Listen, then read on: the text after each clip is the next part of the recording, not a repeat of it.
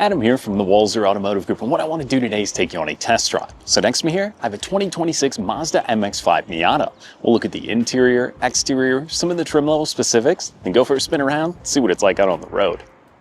Okay, so now we're behind the wheel of the 2026 Mazda MX-5 Miata. Now, this 26 model is going to be the Club.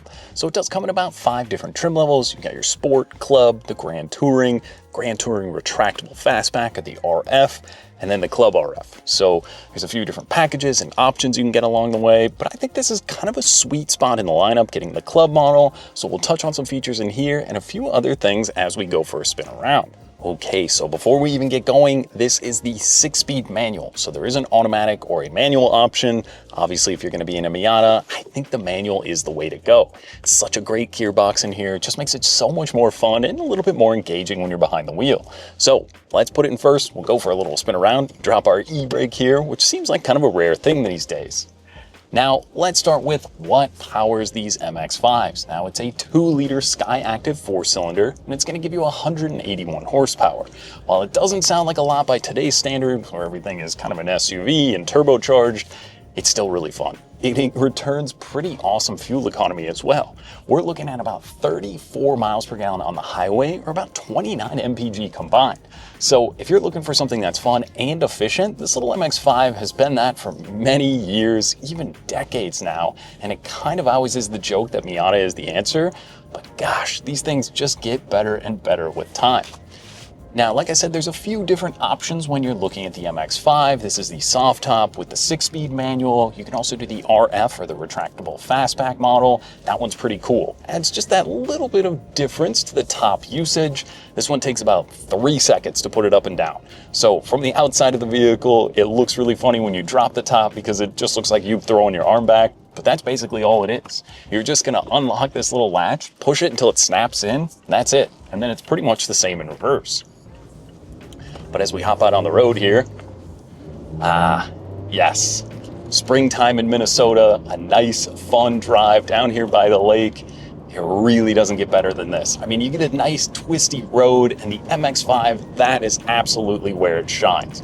It's so funny because if you go out driving with a bunch of friends, they've got Corvettes, maybe even Porsche Caymans or 911s, and you're sticking with them in the Miata, you get somewhere and it's like, oh, well, you guys kind of lost me, I'm in a Miata. But if you keep up with them, it's like, well, I kept up with you and I'm in a Miata. So there is kind of a win-win with this car, and it's so easy to drive. The pedal placement is perfect in here. I'm 6'1". Sometimes I think maybe I'd be a little bit too tall for these cars, but I fit really nicely in here. Like I said, the pedals just make it so easy to whether you are a heel toe or kind of more of a seasoned driver, someone who just likes cruising around on the weekends.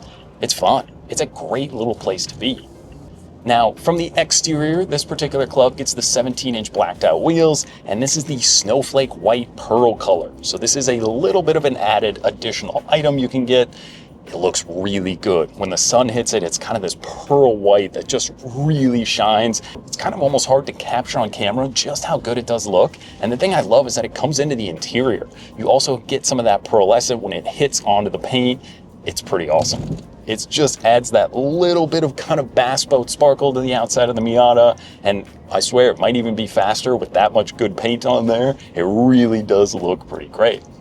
Now, one thing you really can't argue with in the Miata is just how good the steering is. It is so direct. Just the littlest of inputs kind of get you going, kind of winding around some of these fun little kind of lake drive roads over here, and just the way it kind of even handles, eats up some of these bumps. It's not the quietest thing in the world. Obviously, when you get the soft top, you do get a little bit of wind noise, but I would say most of the time you're probably gonna have the top down and enjoying these beautiful spring or summer days here.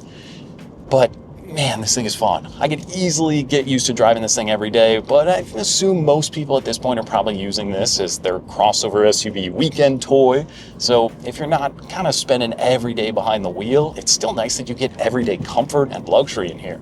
So this particular Club does get the 8.8-inch display. That's going to give me wireless Apple CarPlay as well as Android Auto you can do in there. There's an awesome backup camera. So when you push down on the shifter to get it over into reverse, that little backup camera pops in. It's just kind of mounted right in the back of the rear bumper. but just makes it really easy. Obviously, this is a pretty tiny little car, but just having that added bit of safety in there to help you kind of see out of the back, or even things like blind spot monitoring. Yes, again, it's small, but having that little bit of safety that Mazda always offers is such a great thing. But then back to the infotainment display, like I said, that CarPlay is great. Text messaging, Google Maps, Spotify, it's all built into there. Just makes it easy to be paying attention to driving and not messing with your phone when you're on the go. There's a convenient little storage cubby down here. There's also USB-C charging. There's a couple ports down there so you can keep your phone nice and charged up. But the other thing in the screen is the controller. So this is actually a touchscreen in motion when you have the settings on, but then you can use the little controller down here. That's going to allow you to go through, just kind of keep track of some of your regular information if you want. They probably figured most people these kind of nowadays are going to be using the CarPlay or the Android Auto. It's just a simple little system that works. And I love the little hotkeys down here so you can kind of go through, just keep track of everything, just kind of make it simple. And then they also did leave a little volume knob down here, and you can also control that from the steering wheel. So speaking of the steering wheel, a leather wrapped wheel with the white stitching in here, and then on the left side, so it's kind of three main gauge pods. You have your large tack in the center with just a little bit over 7,000 RPM red line, and then you get the speedo on the right, and then the digital display on the left. So you can press in, go between a couple trip settings, and then just pull up that little safety menu with your cruise control in there. And then the last one just kind of shows you your range until empty, and then the direction you're heading, which is kind of nice. But there is also voice controls. So on the steering wheel, you can press and hold here. That pulls up Siri. So if you're a Siri user with your iPhone, it's again a nice little convenient feature to have. Then you just have your standard for the climate control. Pretty much just select your temperature, your fan speed, where you want it to go. Pretty simple, no dual zone climate control, no touch buttons down here, just leaving it old school with the push button start. So you do have the keyless entry to get in and out of the vehicle. Just click it, fire it up. It gives a little rev when it kind of comes to life. The little MX-5 pops up on the screen and you're off and moving. But gosh, this is fun. I'm having a good day. I actually knew I was going to come drive this car earlier last week, and I was just like waiting for it. You know, you drive so many crossover SUVs nowadays. There's just so many good vehicles to choose from, but it's hard to maybe find a second vehicle or something fun that's still affordable. The average new car price in the US right now is over $50,000. This particular one in the club trim with the cool paint on the outside and a few other options, we're coming in just a hair over $36,000.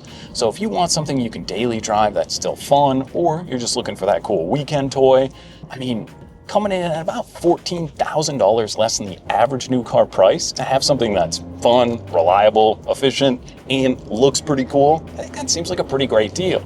Now, like I said, there's more equipment or options you can add to these vehicles as well, but I think this is kind of a good price point. There is also an option to add the Recaros, BBS, and the Brembos.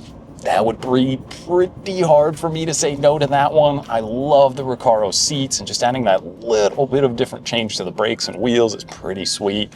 So that might be one way I'd want to go. I like the look of these 17-inch wheels, but man, just having those seats in there, these are pretty good. Again, these are heated. There's a little kind of knob on the side here that you can control as well, kind of like the kick up underneath your hips, but I think I would spring for that package. Just making it a little bit more special to me.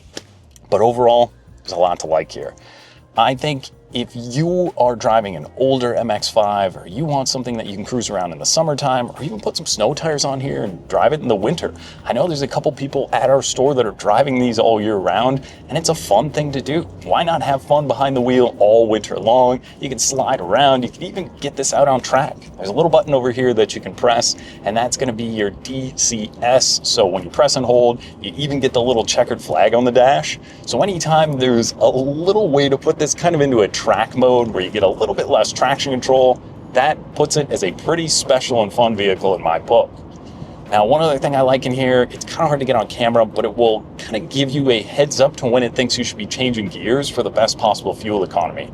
The reason I like that, not because I like it telling me to get the better mileage, but you can see which gear you're in. So if I downshift from 6 to 5, give the gas a little bit of a tap, you can see I'm in 5th gear. It's like, yes, correct. And then you can go down to 4th if you want, or even into 3rd, tells you. That's a pretty sweet feature.